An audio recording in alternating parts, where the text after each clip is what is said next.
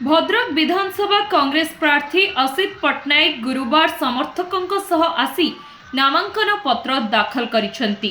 जिला कांग्रेस कार्यालय ठारू डीजे बजाई समर्थकों सह एक खोला जीप्रे सहर परिक्रमा करी उपजिल्लापाल कार्यालय रे पहुंची रिटर्निंग ऑफिसर उपजिल्लापाल मनोज पात्र निकटरे प्रार्थी पत्र दाखल करथिले।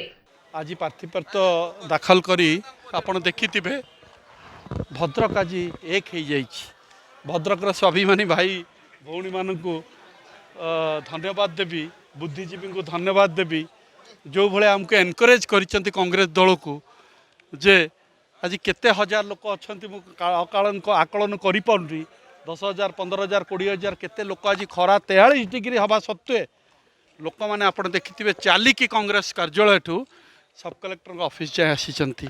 ये कौन सूचौची?